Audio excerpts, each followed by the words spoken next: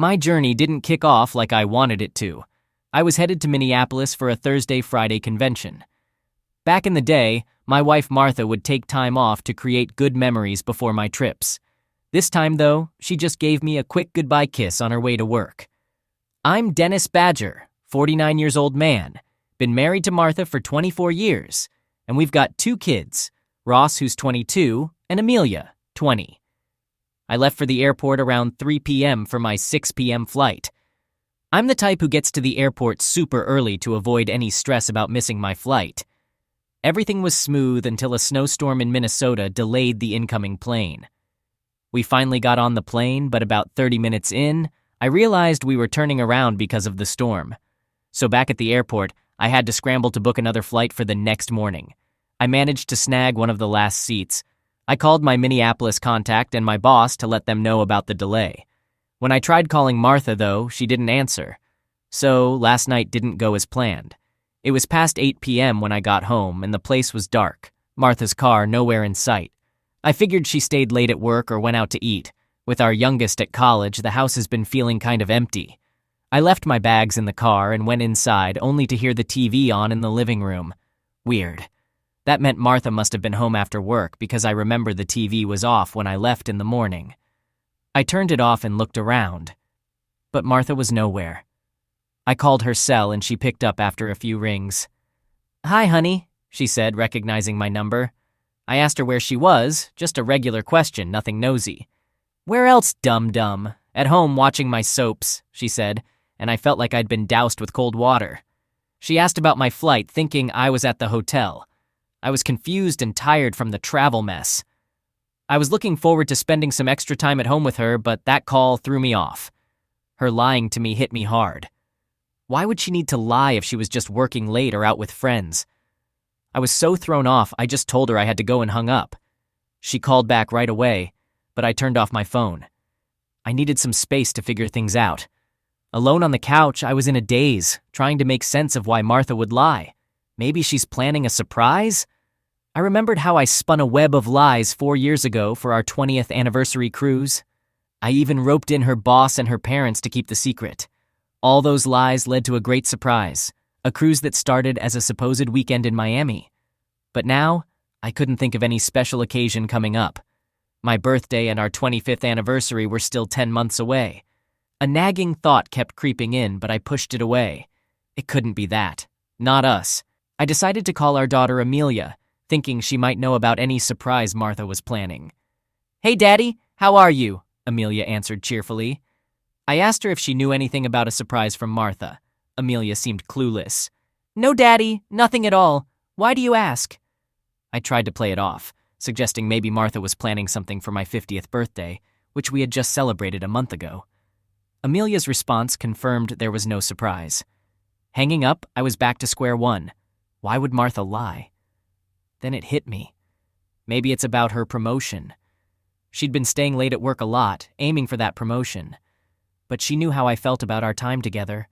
I had even turned down a promotion myself a few months before our 20th anniversary to spend more time with her and the kids. I sat there, lost in thought, wondering if her quest for a promotion was worth the lost time we could have spent together.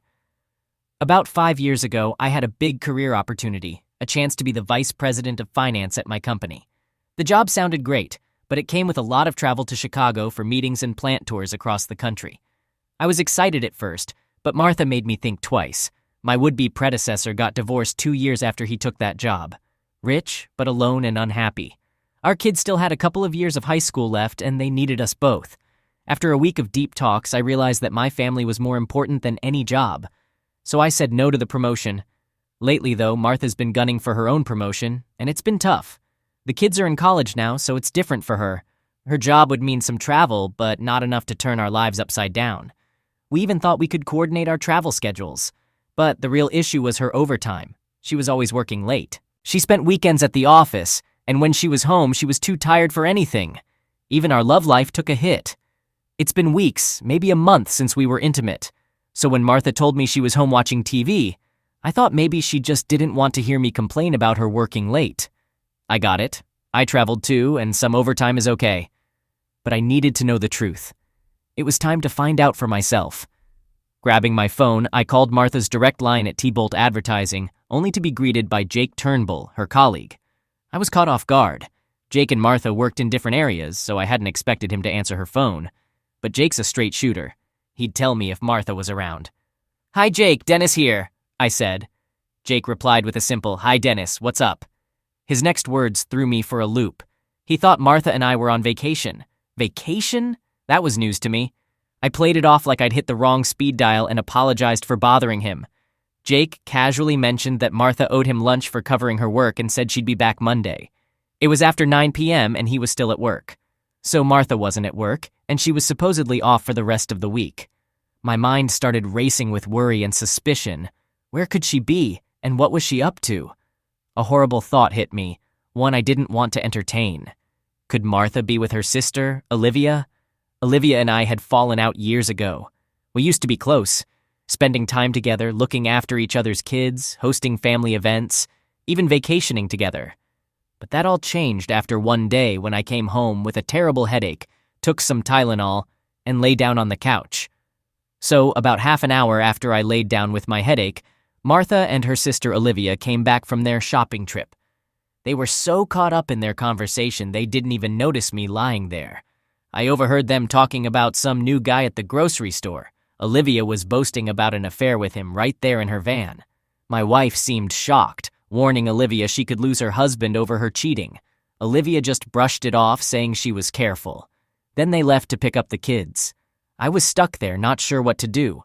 I've always been the kind of guy who believes in being honest and upfront. But this was a tough spot. Mike, Olivia's husband, is a great guy, and knowing about his wife's cheating would crush him. I was sure he'd throw her out if he found out.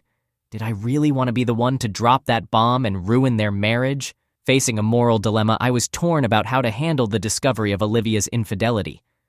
Ultimately, I left the decision to Martha, not wanting to be the instigator of family strife. That night, I sought Martha's advice on the issue. I presented it as a hypothetical situation, mentioning someone close to us cheating.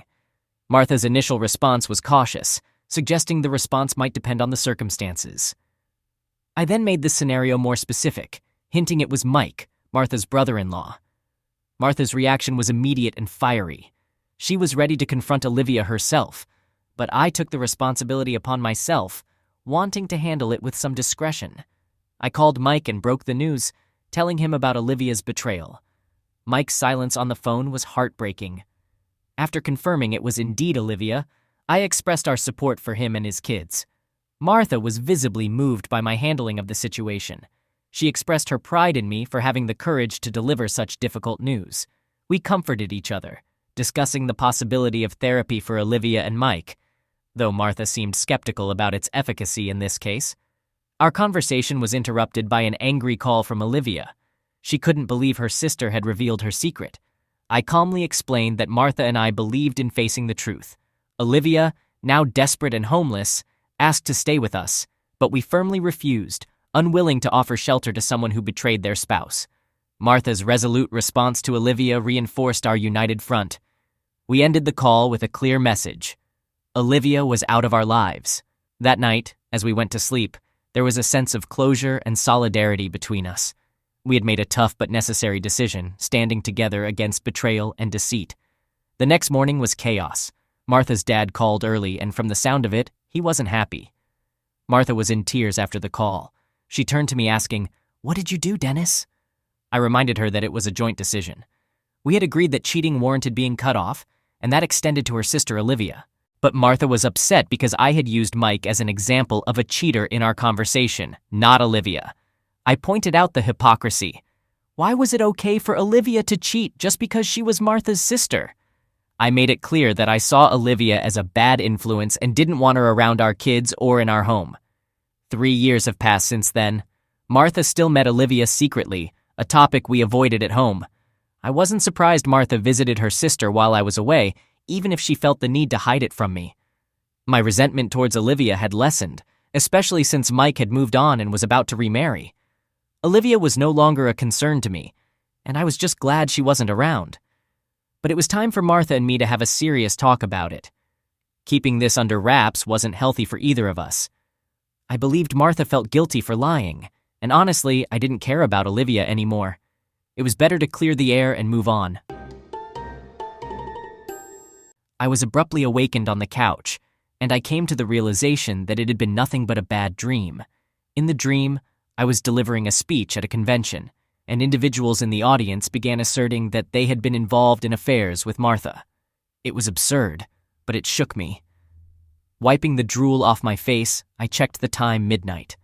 I had been asleep for over an hour.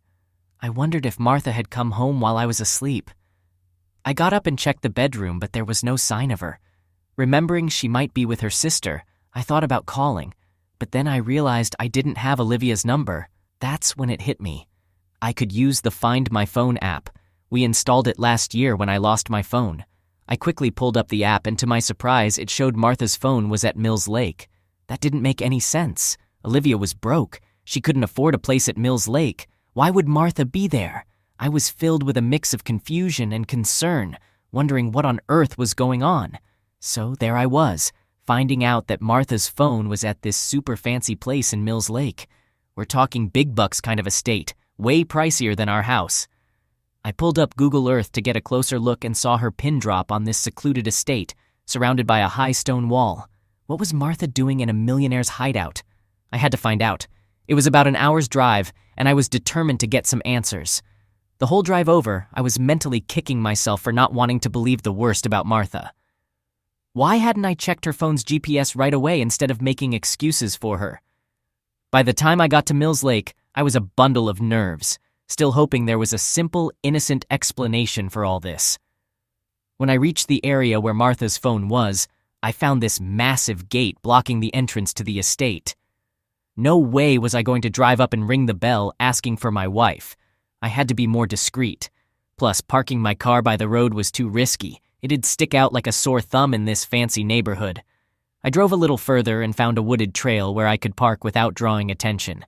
Climbing over the wall seemed like a bad idea, but then it hit me. The estate was by the lake. Maybe I could find a way to sneak in from the lakeside.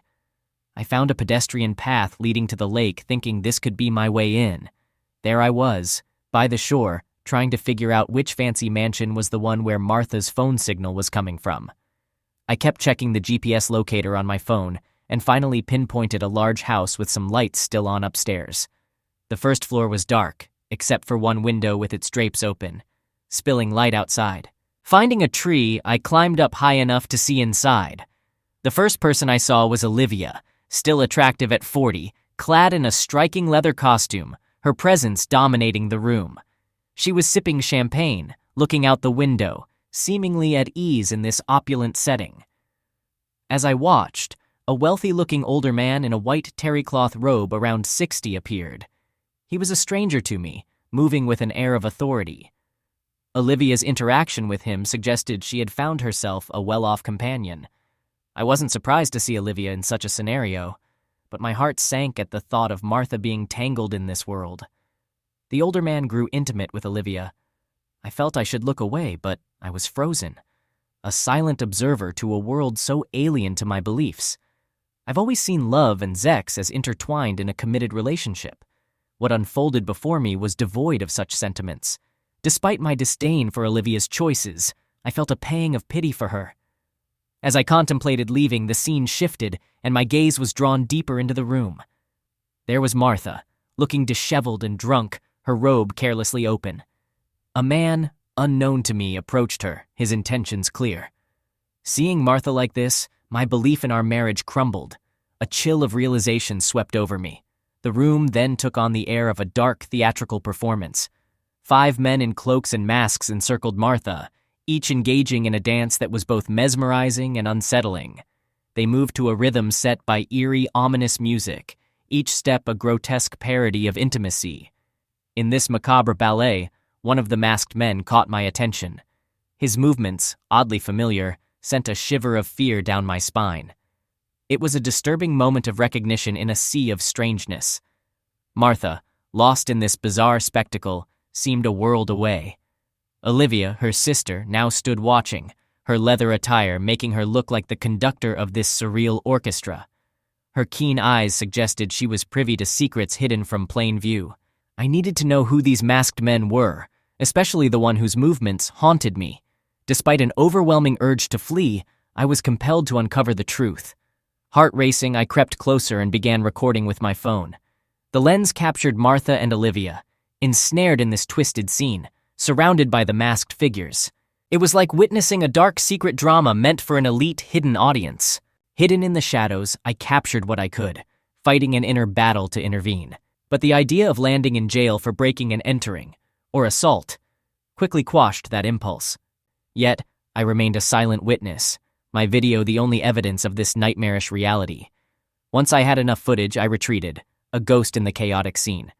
My mind was reeling, trying to process the images now seared into my memory. It was a pivotal moment, a point of no return. I limped back to my car, carrying a deep, searing hurt inside, the weight of a truth too heavy to bear.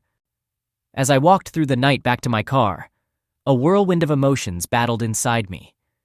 There was no more denial, just a profound sense of loss, an immense sadness, and a growing anger that I struggled to keep in check. I knew unleashing that anger wouldn't solve anything, and could ruin my life even more.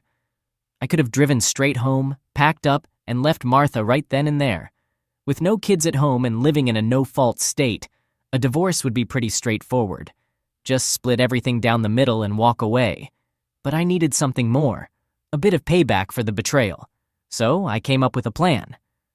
I called Martha's cell knowing full well she wouldn't pick up and left a voicemail. "Hey honey," I said, playing it cool. "You didn't answer the house phone, so I'm trying your cell. Just wanted to say don't worry when you hear my keys at the door soon. My flight got crazy diverted to Chicago because of a snowstorm, then sent back here. They're not sure when we'll land, but I should be home about 30 minutes after. See you shortly." I imagined Martha hearing the voicemail notification in the dead of night, curious and alarmed to get a message so late. It's not like me at all. She'd be reaching for her phone, maybe tipsy enough not to realize I couldn't use my cell on the plane. Panic would set in. She'd think she might just have enough time to get home before me. All the while, she'd be scrambling to get dressed, answering questions from Olivia and her lover, trying to cover her tracks. It was a simple act, but it gave me a small sense of satisfaction, setting the stage for her to feel a fraction of the turmoil and confusion I was experiencing. It was a small payback, but in that moment it felt necessary. The ring of my phone jolted me out of my thoughts. I hadn't considered that Martha would call back to pin down my arrival time. "Hi, honey. Sorry if I woke you," I said, keeping up the act. Martha's voice was cautious. It's all right. Are you on your way home?" I told her I'd be there in about an hour, and she hung up quickly. Soon after, I saw her car speeding out of the estate's gate, heading toward the interstate. She was driving recklessly, nearly veering into a ditch. I realized then that this wasn't just about playing games with Martha. She was drunk and a danger to herself and others on the road. Despite my anger, I couldn't risk the safety of the mother of my children or that of innocent people. Acting quickly, I dialed 911 to report a drunk driver, describing Martha's car and its erratic behavior. The operator thanked me and assured me a patrol car would be dispatched. I followed at a safe distance. A few miles down, a highway patrol car perched on an overpass sprang into action as Martha's car approached and pulled her over. I drove past them and headed home. Sitting in the quiet of my house, the gravity of the situation hit me. In just one night, everything had changed. I had to confront the possibility of Martha getting hurt or worse, and the impact it would have on our children. My decision to report her wasn't out of love. That had been overshadowed by the realization that we couldn't move forward together anymore. It was a sad, sobering moment, marking the end of an era in my life. I turned off the ringer on the house phone and shut off my cell phone. I needed time alone with my thoughts. I just couldn't shake the reality that all my efforts to rationalize Martha's lie were futile when the most obvious explanation was staring me in the face. I uncorked a bottle of wine, trying to process everything. I had always thought our love would age like fine wine, reaching its peak over time. Instead, it had soured, turned to vinegar. The pain of Martha's betrayal was overwhelming. It wasn't just the betrayal itself. It was the realization that the love we shared was gone. That love had been my identity for 26 years, 24 of them as husband and wife. Could I even survive its loss? For a fleeting moment, the thought of ending it all crossed my mind. Planning a life without Martha seemed unfathomable. Our entire existence, every decision, revolved around our family. I wasn't one to mingle much with colleagues.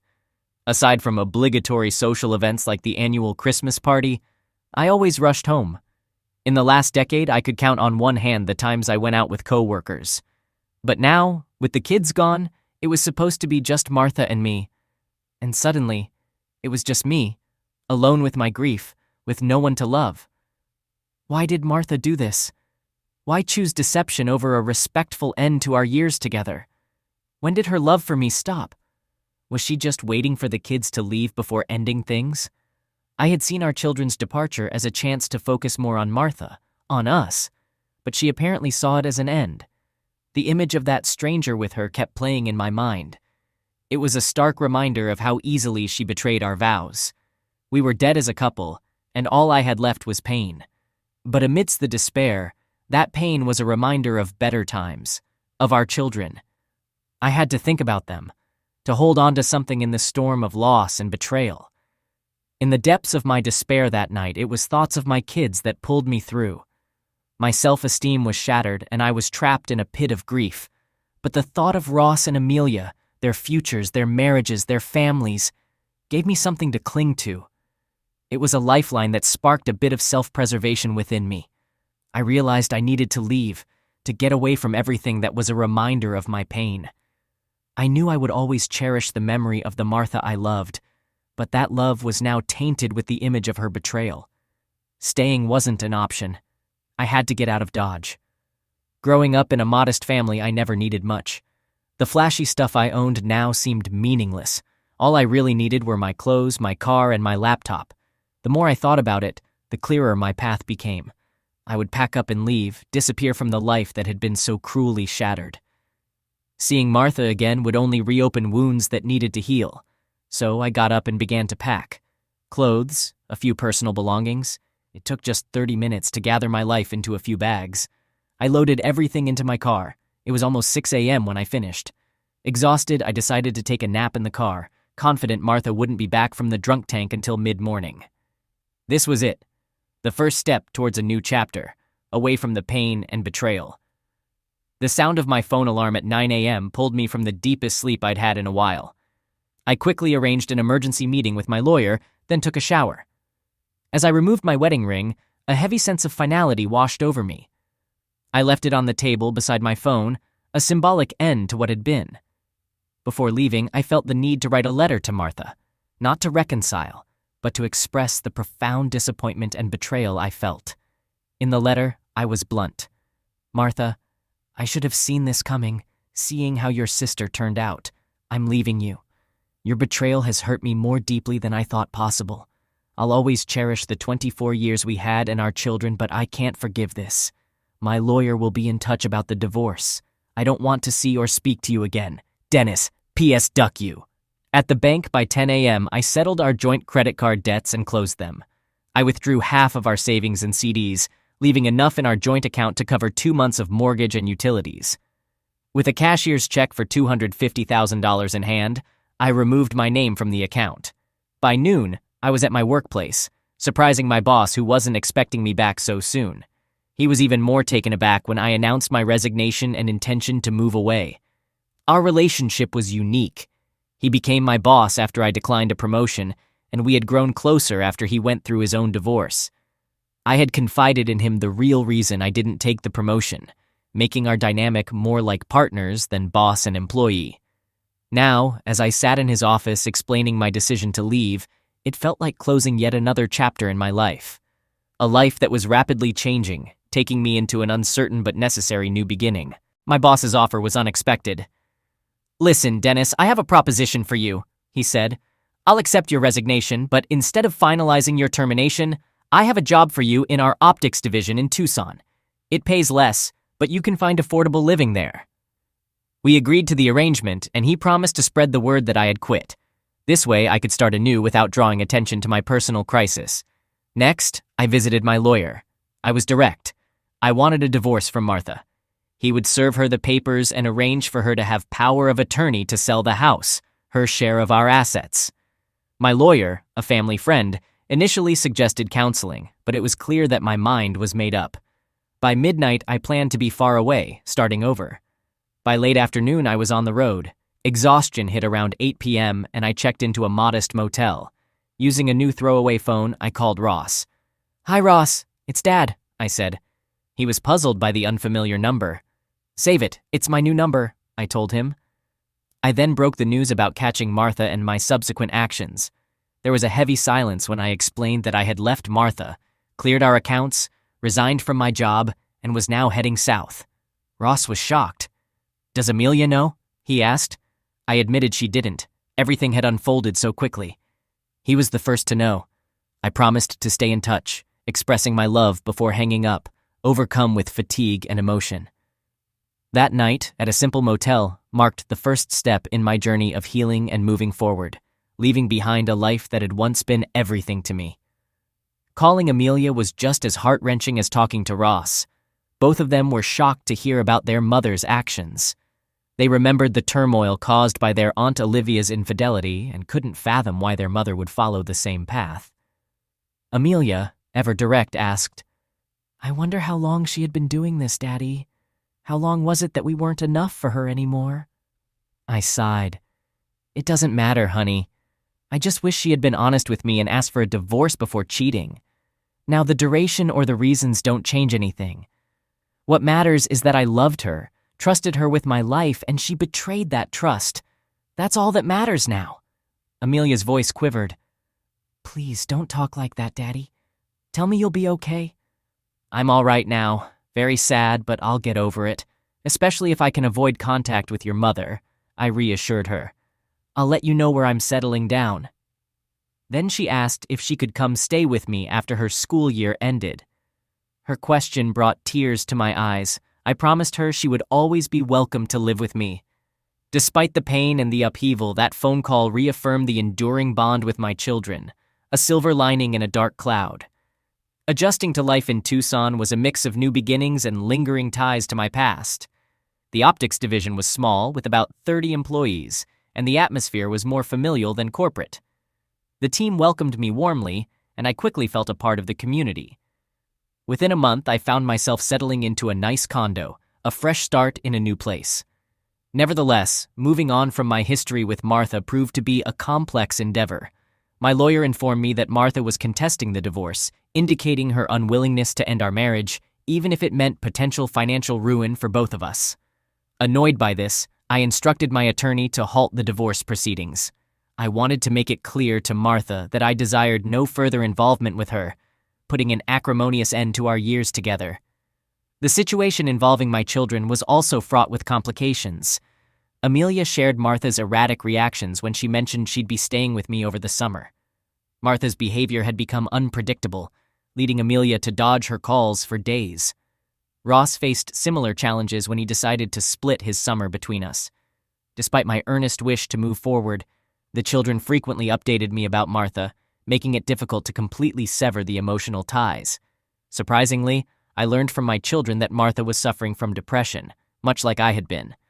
This revelation was hard to fathom, considering her actions and their consequences. Her resistance to divorce appeared to be more about evading the reality of her deeds and the havoc it wreaked on our family. Martha, through the children, attempted to apologize for her behavior. According to them, it was the first time she had succumbed to her sister's influence and embarked on such a misadventure. Yet understanding her depression did not alter the fact that our marriage had come to an end.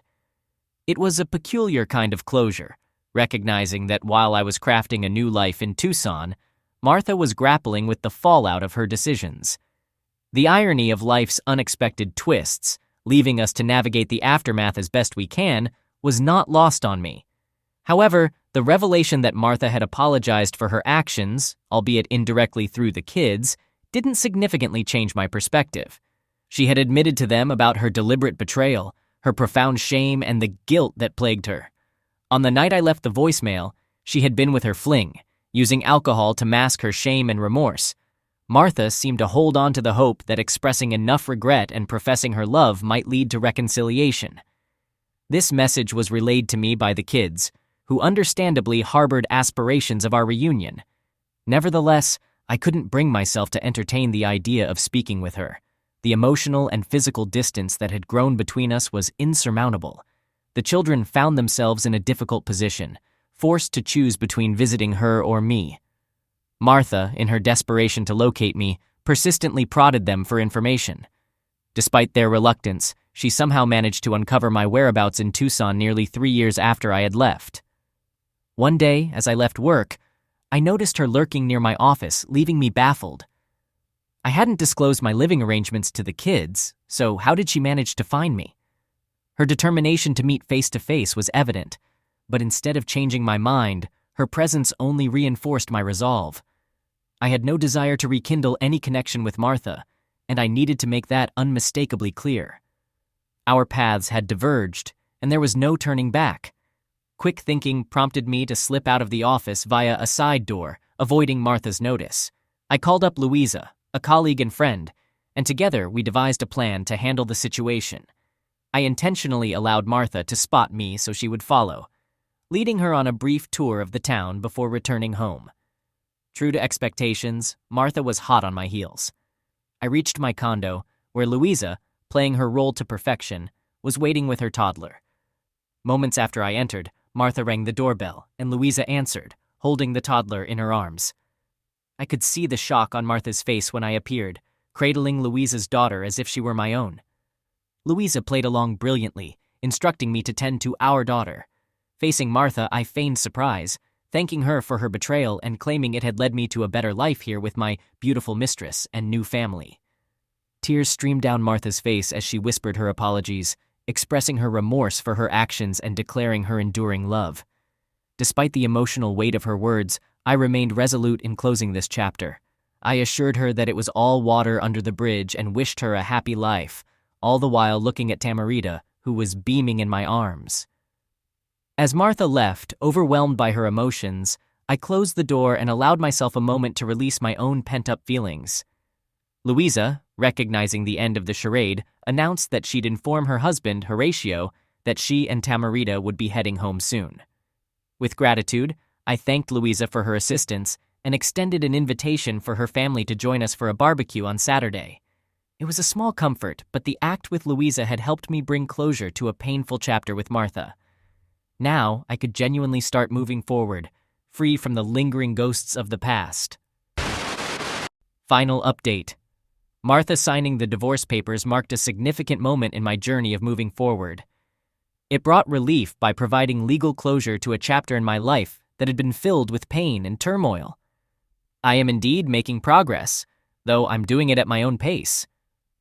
I have a few women in my life, one of whom I'm intimately close to, but I'm keeping these relationships light and non-committal for now. While the wounds of betrayal have healed considerably, I remain cautious in my approach to new relationships. Louisa, who was a tremendous help during the ordeal with Martha, has suggested setting me up with someone, and I'm starting to consider the idea. However, Martha's unexpected visit has led me to some introspection. I've always believed in facing issues head-on, but in Martha's case, I chose to walk away without a confrontation. Hearing her apologies made me wonder if a direct closure at the time might have been better. Nevertheless, deep down, I'm confident that leaving as I did was the right decision. Confronting Martha back then could have resulted in a life filled with mistrust and unhappiness, especially considering the depth of my love for her. It might have led to a cycle of forgiveness and doubt, eventually ending in an inevitable separation. Now, 3 years later, her apologies have unexpectedly provided me with the closure I didn't realize I needed. They have allowed me to finally release the lingering pain and look ahead to the future with renewed faith in love. As for the little white lie about having another daughter, I might someday disclose the truth to Martha. But then again, I might not. After all, I don't owe her any further explanations or insights into my life. It's time to prioritize my own happiness and embrace the new beginnings that await.